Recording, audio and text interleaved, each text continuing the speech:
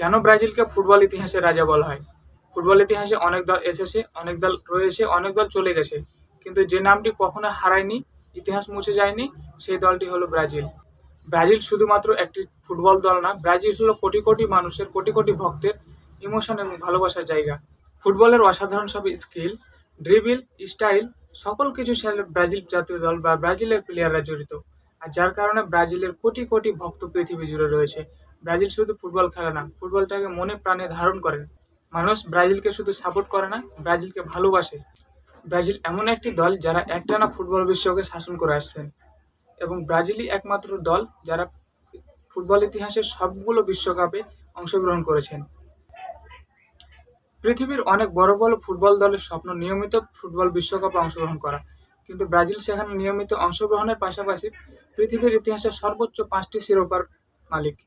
Brazil 1958, 1962, 1974 এবং 1994 এবং 2002 সালে মোট 5টি বিশ্বকাপ জয় করে, যা ইতিহাসের সর্বোচ্চ। আর তাই প্রতিটা বিশ্বকাপে ব্রাজিল আর ব্রাজিল মানে বিশ্বকাপ। ব্রাজিল ফুটবলের রাজা হওয়ার আরো অন্যতম এবং 2 নম্বর যে সর্বোচ্চ কারণ, সেটি হলো ব্রাজিলের অনেক কিংবদন্তি প্লেয়ার উঠে এসেছে। ব্রাজিল থেকে তৈরি হয় অনেক হাজার হাজার প্লেয়ার, যাদের মধ্যে অনেকেই কিংবদন্তিতে রূপান্তর হয়েছে। পেলে, রোনালদিনহো, রোনালদো, কাকা, কাপুদের মতো অনেক লেজেন্ড প্লেয়ার, এবং তাছাড়া বর্তমান যুগের নেইমারও আছে এদের মধ্যে। এই ব্রাজিল শুধু ফুটবলার তৈরি করে না, ব্রাজিল তৈরি করে ফুটবলের এক একটা আর্টিস্ট। ব্রাজিলকে ভালোবাসার আরো অন্যতম একটি কারণ হলো ব্রাজিলের সাম্বা স্টাইল, ব্রাজিলের ড্রিবলিং ক্ষমতা প্লেয়ারদের, ব্রাজিলের শুটিং, সব কিছু। এবং একই সাথে ব্রাজিলের ফুটবলারদের ক্রিয়েটিভিটির কারণে ব্রাজিল ফুটবলকে অনেকেই সাপোর্ট করে। ইউরোপীয় দলগুলো ফুটবল শুধু জয়ের জন্য খেলে, কিন্তু ব্রাজিল এবং আমেরিকার দলগুলা, সাউথ আমেরিকার দলগুলা, তারা শুধু ম্যাচ জয়ের জন্য না, ব্রাজিল, আর্জেন্টিনা এই দলগুলো ফুটবল ম্যাচটিকে উপভোগ করে। কেন সবাই ব্রাজিলকে এত ভালোবাসে?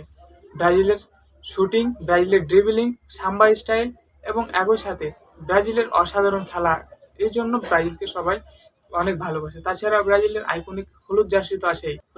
রোনালদিনহো, পেলে, কাফু, কাকা, এদের যুগ শেষ হয়ে গেছে। তাছাড়া তাদের নিয়ে বা তাদের ছাড়া এখন বর্তমানে বসে আছে নেইমার জুনিয়র। এবং আগামী দিনের লিডার যারা হবে বা লিডার অলরেডি হচ্ছে, তৈরি হচ্ছে, ভিনিসিয়াস জুনিয়র, রাফিনারা ইতিমধ্যে তৈরি হয়ে গেছে। সময় যায়, যুগ যায়, ব্রাজিলে তৈরি হয় ফুটবলের নতুন নতুন শাসক, ফুটবলের নতুন নতুন প্রতিভা জন্ম হয় ব্রাজিলের মধ্যে। ফুটবলের রাজাকে তা নিয়ে হয়তো অনেক অনেক তর্ক বিতর্ক করতে পারেন, কিন্তু ফুটবলটাকে অ্যাকচুয়ালি সুন্দর বানিয়েছে ব্রাজিল। দেখা হচ্ছে আগামী কোনো ভিডিওতে, ততক্ষণ ভালো থাকবেন, ধন্যবাদ।